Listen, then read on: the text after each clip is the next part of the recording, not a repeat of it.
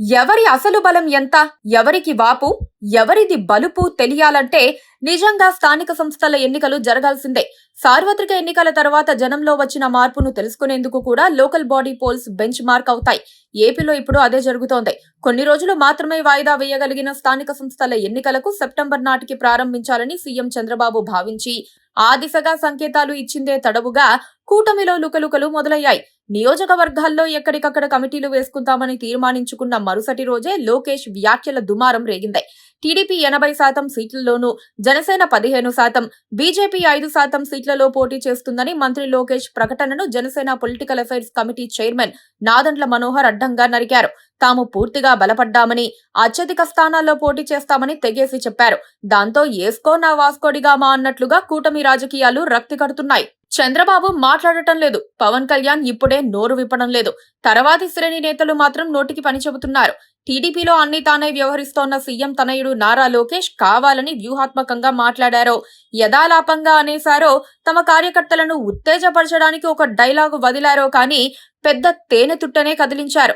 జనసేనకు 21 మంది ఎమ్మెల్యేలున్న పరిస్థితుల్లో తమ బలానికి అవి చాలా తక్కువని ఆ పార్టీ చాన్నాళ్లుగా భావిస్తూ వస్తోన్న వేళ లోకేష్ మాటలు పుండు మీద కారం చల్లినట్లుగా అవుతున్నాయి. స్థానిక సంస్థల ఎన్నికల్లో టీడీపీకి 80% సీట్లు, మిగిలిన రెండు పార్టీలకు కలిపి 20% సీట్లు అంటేనే ఆయా పార్టీలకు కంపరం పుట్టుకొస్తుందన్నది నిజం. ఇటీవలి కాలంలో తాము టీడీపీతో సమానమని జనసేన అంచనా వేసుకుంటోంది. స్థానిక ఎన్నికల్లో దాదాపుగా సగం స్థానాలను కోరేందుకు జనసేన ప్రయత్నిస్తోన్న వేళ నారా లోకేష్ ప్రకటన ఒక్కసారిగా జనసేనకు షాక్ ఇచ్చినట్లయింది. అందుకే కౌంటర్ కాస్త గట్టిగా ఉండాలని నాదెండ్ల మనోహర్ భావించినట్లున్నారు. తమ పార్టీలోనూ బలమైన క్యాడర్ ఉందని, వాళ్లకు స్థానిక ఎన్నికల్లో న్యాయం చేయాల్సిన అనివార్యత ఉందని మనోహర్ తెగేసి చెప్పారు. పైగా సార్వత్రిక ఎన్నికల ముందు, ఆ తర్వాతి పరిస్థితులను మనోహర్ విశ్లేషిస్తూ జనసేన బలాన్ని బయటపెట్టేందుకు కంకణం కట్టుకున్నారు. గత ఎన్నికల సమయంలో కూటమి బలంగా ఉండాలన్న ఉద్దేశంతో 21 స్థానాలకు పరిమితమయ్యామని నాదెండ్ల వ్యాఖ్యానించారు. పరిస్థితులు ఎప్పుడూ ఒకేలా ఉండబోవని చెప్పారు. ప్రస్తుతం పార్టీ పరంగా బలంగా ఉన్నామని ఆయన చెప్పుకున్నారు. ఈ నేపథ్యంలోనే స్థానికంగా పార్టీని మరింత బలోపేతం చేసేందుకు ప్రణాళికలు సిద్ధం చేశామన్నారు. స్థానిక ఎన్నికల్లో సాధ్యమైనన్ని ఎక్కువ స్థానాల్లో పోటీ చేసేందుకు ప్రయత్నాలు చేస్తున్నట్టు చెప్పారు.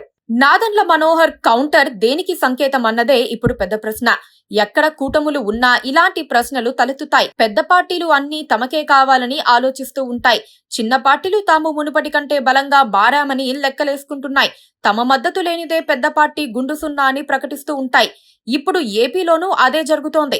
తాము చేతులు కలపకపోతే 2024లో టీడీపీ గెలిచేది కాదన్నది జనసేన ఆలోచన విధానం. ఇప్పుడే నొక్కేయకపోతే 2029 నాటికి జనసేన ఏకుమేకై కూర్చుంటుందన్న టీడీపీ లెక్క. అందుకే లోకేష్ గ్రౌండ్ ప్రిపేర్ చేస్తూ ఉండొచ్చు. మనోహర్ కూడా ఎదురుదాడి చేస్తూ ఉండొచ్చు. అందుకే కూటమి ప్రత్యర్థులు ఒక మాట అంటున్నారు, ముందుంది ముసళ్ల పండుగ అని.